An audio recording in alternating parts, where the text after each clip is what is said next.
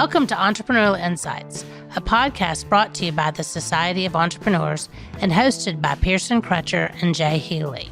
The Society of Entrepreneurs is a membership organization founded to promote entrepreneurship and provide education and resources to Memphis business owners. In this podcast, we'll have a series of interviews with accomplished business owners and entrepreneurs in Memphis, Tennessee. There are so many great entrepreneurs in Memphis, and their stories need to be told. Welcome to Entrepreneurial Insights.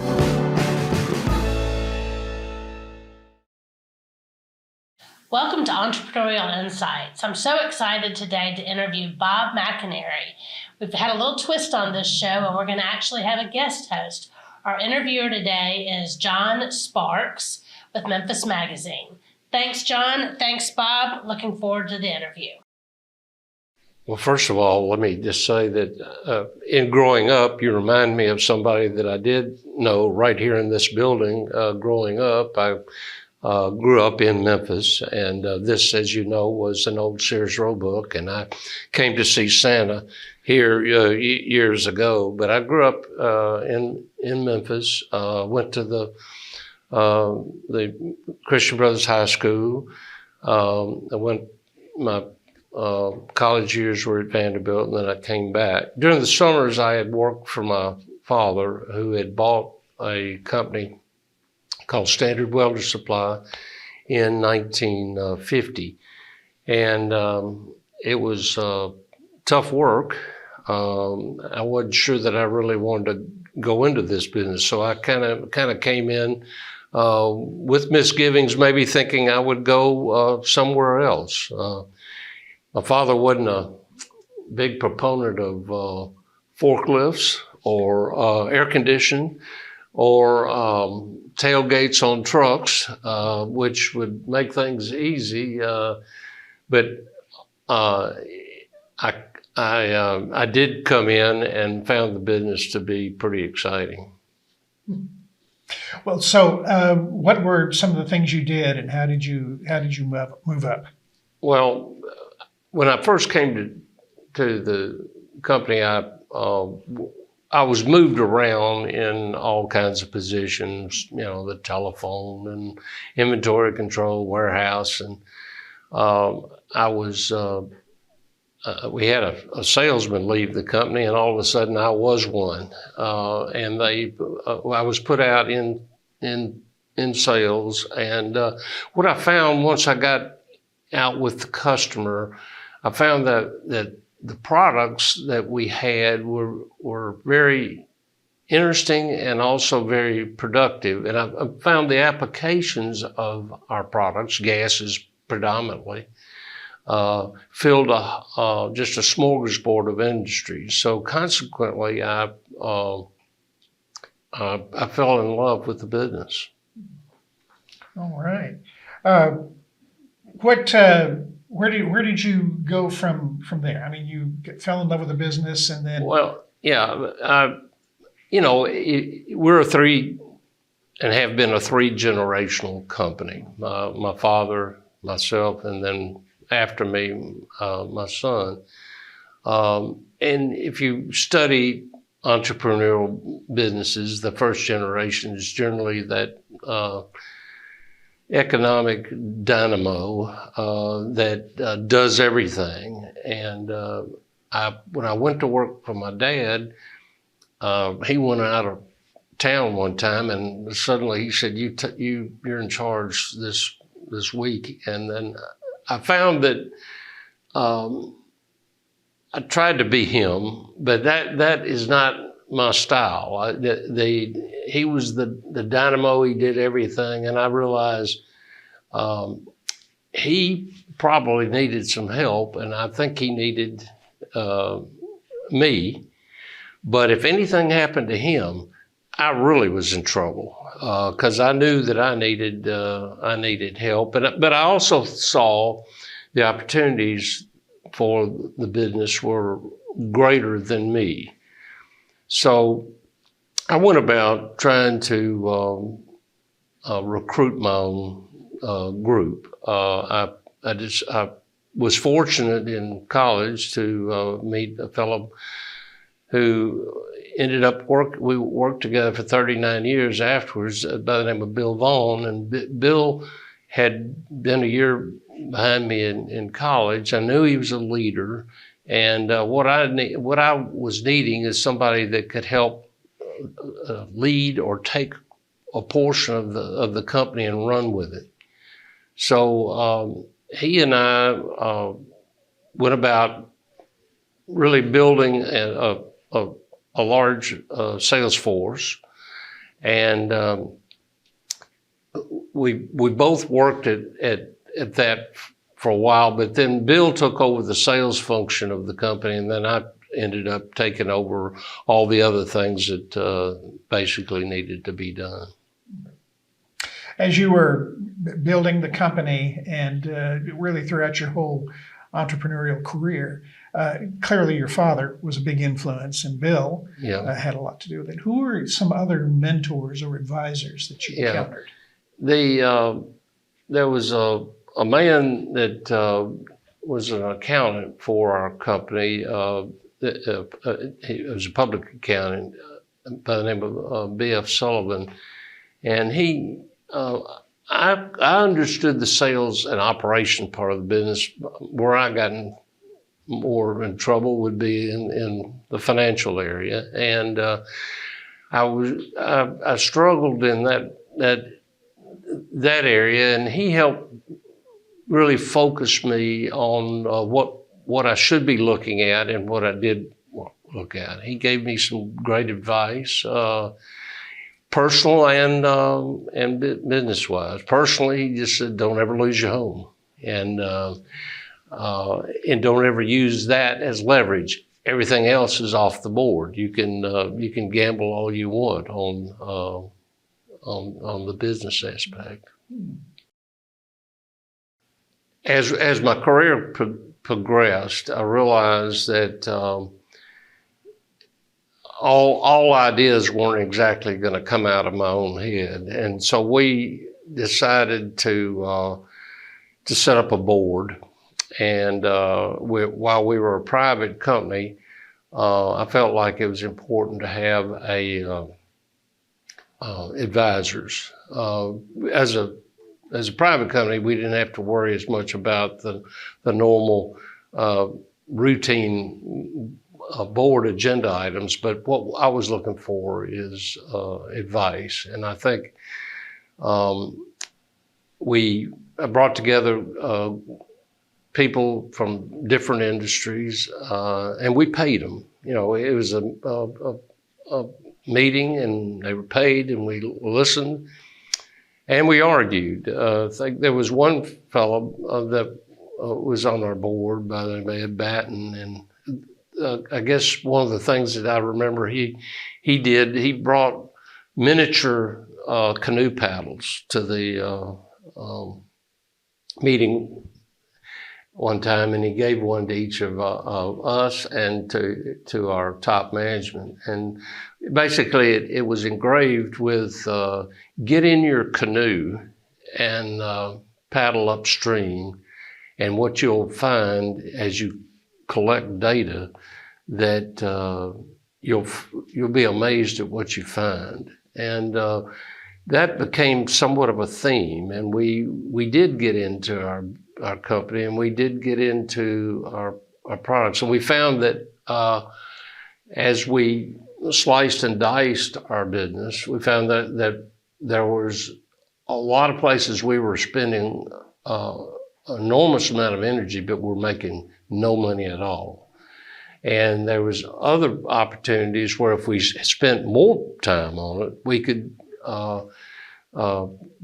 really be successful. So I think that advice there, it turned my attention to that a company needs to focus on what they're really good at. And I've been on other boards, and I've been involved in other companies, and it's true in all companies. It seems like that companies tend to have a focus where a few people know exactly what the company needs to do. But there's a lot of other people that are working on things that don't have anything to do or bring nothing to the bottom line. Now, I argued with this guy, and we would have all of these discussions, but it was a big impact. And I think going forward with, I think my dad was a big driver. I think I was more of an organizer, and I think my son was able to take the operations and really figure out where it is we could really make the money. And I give him credit for a lot of the growth and actually the value that we had for the company. Tell me a little bit about your education. Well, I went to Vanderbilt, and I majored in business. But while I was there, I found that some of the business courses really bored me. I would fall asleep studying, and I was in a class one time with a guy that I didn't particularly like his class, but he made three statements. He said, "Why does a company hire a college student?" And he said, "Number one, they're older." And I thought, well, when I get out of here, I'll probably be 22. That's old. I'll be older. Number two, they've learned in college how to get along with people, and they've learned people interaction. I said, well, I'm doing that. And then number three, there's about a 3-4% chance that somewhere in college they learn something they can specifically apply. Well, that day I went and changed my major, and what I did end up taking a lot more business classes, but they became my minor, and I actually ended up with more business classes than I did my major. But it became college became very interesting, and I found that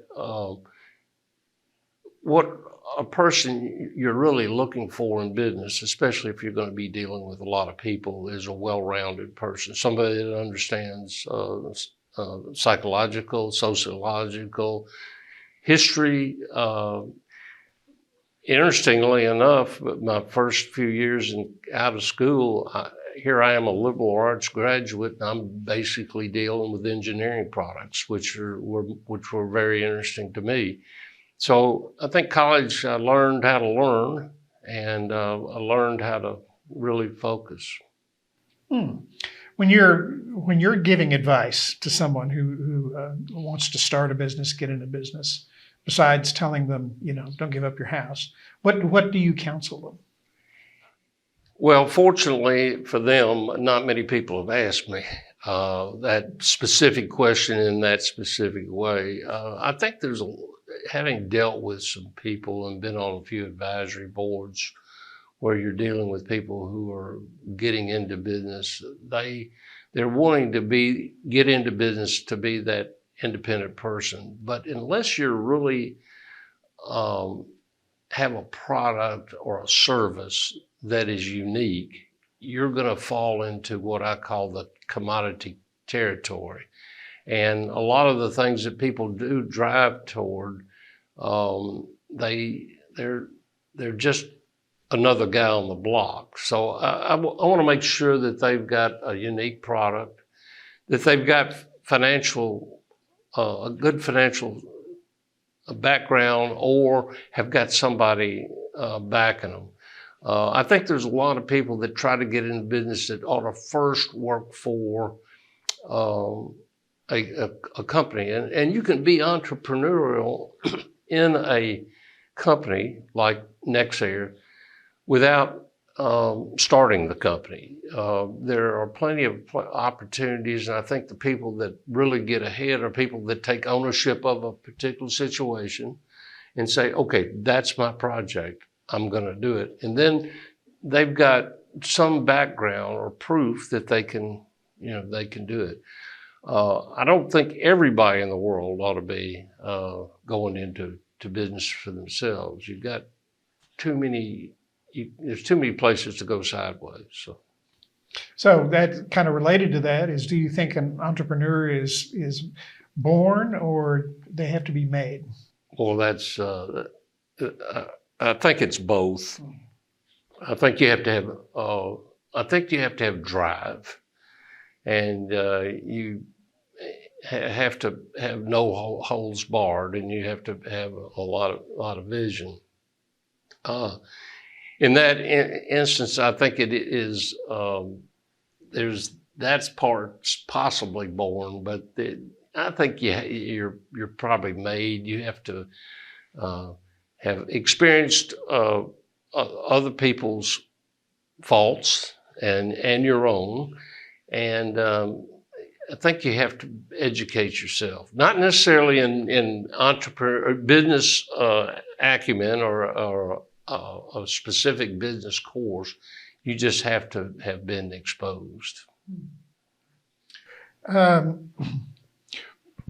I guess in life we all make mistakes once or twice. And what mistake have you made in your business that you have really learned from, that really taught you a lot? Well, one of it was we made an investment in a company that was aligned with some of the products that we were selling, and with the idea that we could build a customer. And I got into a business that I didn't know a heck of a lot about. And actually, my wife worked in the office, and we came to the realization, Bill Vaughn and I, that we had made a big mistake, and I think it was one of those deals we hadn't examined all the impact, and we were actually supporting the portion of our business that we were trying to support really wasn't profitable or as profitable as we thought it was, and we were basically looking at sales and sales volume. So fortunately, somebody came along and wanted to buy that company a lot more than we wanted to own it. And I came home and I told my wife, I said, honey, you can go out and buy anything you want. And I said, I mean anything, because we were out of it. So, but going forward, I realized, I think that was a good lesson. First of all, is that I had other people working with us that we didn't have the same culture or control that we had in the base business. And I realized that controlling a situation, and I'm not a complete control freak, but I'm somewhat of a control freak, is that if you've got the money and if you've got the investment, you need to have a pretty good control, and you need to be knowing what you're doing. So that was a good learning experience. I could have lost a good bit of money, but fortunately I learned something from it. When you're going out to get people, hire people, whether at a C-suite level or to any employee, what is it that you look for? What do they need to have for you? Well, we had the luxury, I guess, of building our own group.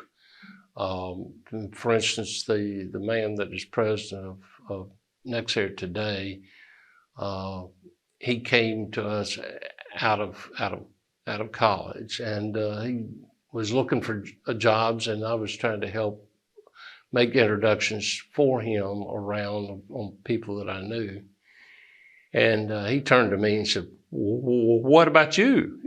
And I said, Bill, we don't have anything right now, but I said, if you'd like, 2 yeyears ago you were in college, and if I'd given you a summer job in construction or something in the warehouse, you'd have said, gosh, I'll jump all over that. So that became what we did is we would hire college graduates, put them in entry-level work, and we'd put them in our plant. And generally the plan became a year. You went 6 months to our gas production plant, and you learned the products, you worked with the people. Then we moved them to a warehouse, or we moved them to sales. But what we were looking for during that period of time is basically, how do they get along with people? What is their talent? Is it people relations? Could it be sales? Is it operations? Generally, during that period of time, there would be some study or program that we would come up with that we needed information on, and we would take that person working in that job and saying, okay, we want you to work on that particular job. Then we found out, kind of what their interests were, and then a lot of those guys or gals would say, I see this problem over here. It is X, X, and X, and I'd like to be involved in solving it. And those were the kind of people that we had. Give you an example. We moved a young man that was in like this to Birmingham, Alabama, when we were opening an operation there. And some of our industry compatriots said, that's a great guy you've got there. Where did you find him? And we'd say, he's been with us 10 years. And they'd say, well, where's he been? And basically, we had been threading people through the company. So we had the pleasure of actually building that group. When my son took over the company in 2008, his management team ranged from about 45 to 52 when they took over as the third generation. His top 5 guys had all worked together. Now, if you follow the math on that, for 25 years. So we were catching them right out of college. We were putting them in the whole business, entry level, sales, and they worked their way up. So once they were there, they understood each other. They knew how they worked together, but they also understood the business. Now, I'm sorry, I don't yes. know, but can you explain the trajectory? I know you took it over from your father, and about what size was the company, and then when you grew it, and then when Kevin grew it. Can you talk about kind of the trajectory of the company? Yeah, well, I guess when my father bought the company, it seems to me that we were doing about $200,000 a year. I think we grew my last year as CEO was probably, we were doing about $115 million a year, and then when the company was sold, we were doing close to 380 million. So it was, and that's in revenue. So it was a exponential growth, and we had 725 employees in 75 locations. Memphis is so well known for being a place where entrepreneurs can thrive. Why do you think that is? That's a difficult question, and a lot of it has to do with the people that have done it. If you take a look at, first of all, we're center of the country. There is no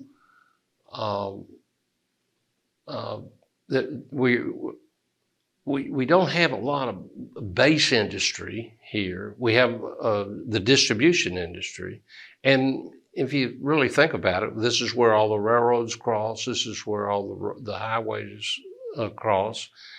We've got the river, and of course we got a wonderful airport that was very well planned for a long time, and we've got relatively good weather. If you look back to the base of Memphis, basically it was a farming. People came from Tennessee, Mississippi, Arkansas to ship their goods on the river. If you take a look at the industries that grew up here, and take obviously FedEx and the AutoZone and the Hides, the people that have run some of these large companies they not only are dedicated to making good business decisions or running good businesses, but they were invested in the community itself. And they made sure that their employees were invested in the community, or in either in help or in charitable situations. So I think there is a soul to Memphis that has created some great opportunities. But to say why Memphis would produce more entrepreneurs than anyone else, I don't know that I have that answer. You mentioned just now talking about working with the community and businesses and that relationship. So talk about how your company has been working with the community and charities. Well, I think that to build a good community, you've got to be involved in the community itself. We've been fortunate, and there's a lot of, in order to have a good place for employees to work, they have to have a good atmosphere to work. You've got to have good health care. You've got to have good education. You've got to have services. Human beings just don't run around without problems, and there's plenty of problems that are created, but it's how the community adjusts to that. So we've tried to pick things that we think are important to the community. My wife and I have been involved in education. I've started with my high school. I think I am because of them. Part of me is because of what I was in, the values that were instilled in me in my education. So that's at Christian Brothers. That's at Christian Brothers High School. So we were involved out there. I was an honorary chairman of their capital campaign, and my wife and I put in a STEM program out there, a building for STEM education, science, technology, engineering, math, and medicine. That was good. When I went to Christian Brothers High School, it was also on the campus of the CBU, and which was great. I had college professors as my high school teachers. I think that propelled my education. Because of that experience, I ended up being involved in the university, CBU, and was on the board 13 years and was chairman of the board for a few years. But I look at CBU, which at the time it started, when I was in high school, it was an all-men's school, basically serving Catholic students from all over the country, and the emphasis was on engineering and with business. As time progressed, though, that school pretty well mirrored the population of Memphis. Today, the largest religion on campus is Baptist. Very few, only 23% of the students are Catholic, but it represents a lot of students who are their first time going to college in their family. And where are the leaders going to come from in Memphis? In my instance, my feeling is that they're going to come from, the good educational systems. University of Memphis is a great school. Christian Brothers is a great school, and obviously Rhodes is a great school. But CBU is small enough to where the individual attention can come, and so that's been a source of our excitement. All right, I'm often asked, why? How did you end up at the Crosstown Complex? And as I said earlier in our interview, that this was a Sears Roebuck building. It was empty for 25 years, and the people that put this building together as I've trusted and also looked upon it as a great public-private partnership.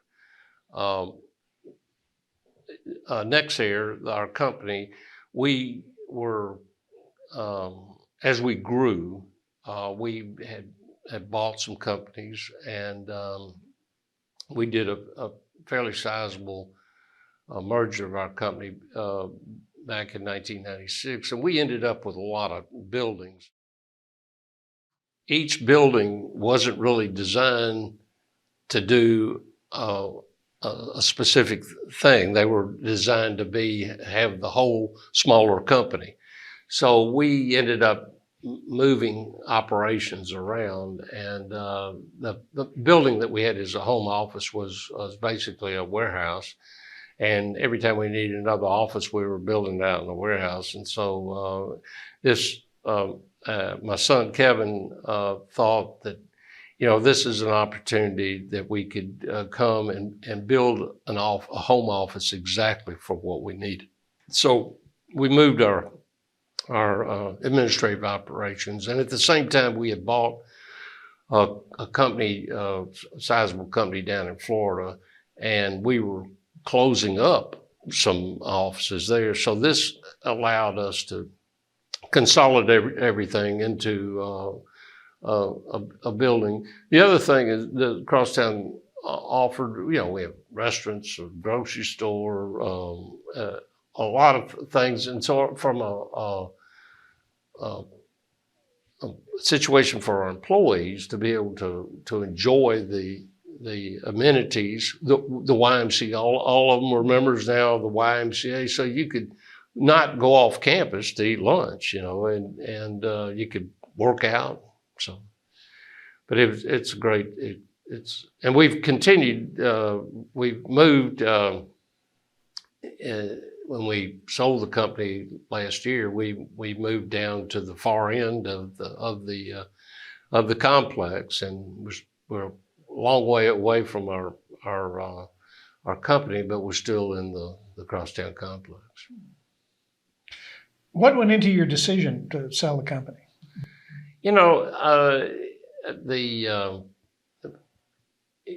My son was running the company. We had expanded all the way from Miami all the way to through Kentucky. We were covering the whole South. We're in the third generation. Very few companies make it to the second generation. Very few make it to the third. We're quite profitable. Going forward, we want to be able to for the family maintain and produce more wealth. My grandchildren which would be the fourth generation, and they're all stockholders of the company, but they, they're not, they haven't gotten to the age of working in the company. And as generations go on, there's going to be a different opportunity. So our feeling, and Kevin felt like the time was right. The price was right, and it's a bittersweet situation, especially when you grow up. It's an 83-year-old company. We owned it for 73 years,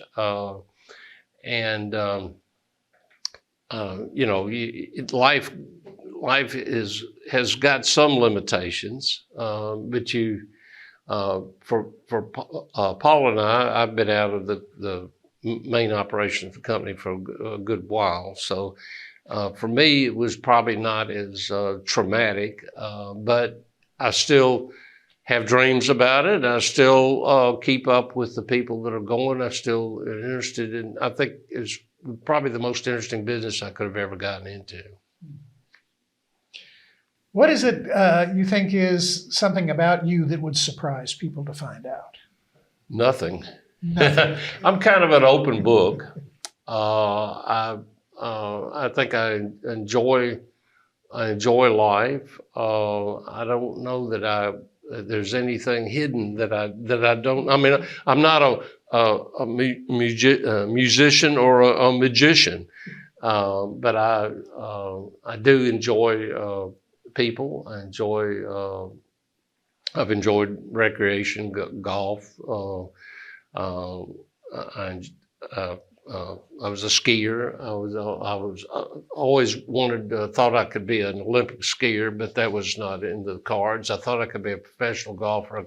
Couldn't. That wasn't in the cards. So I guess I am what I am. I'm an open book. The only thing I have one more, and that's really, what did you think when they came and told you that you had been selected as the Master Entrepreneur? Well, looking back, oddly enough, I remember when there was the union of the, I was involved in junior achievement and was chairman of the junior achievement. And I remember the union we had of the what they call the master of free enterprise, and then the master entrepreneur. And so I was involved in seeing some of those great people, and to have your name alongside of any of the people that are selected, have been selected as the master entrepreneur, is just a real honor. And hopefully in some way I can give some portrayal of what that ought to be, and can use my dedication or influence to influence others. Yeah.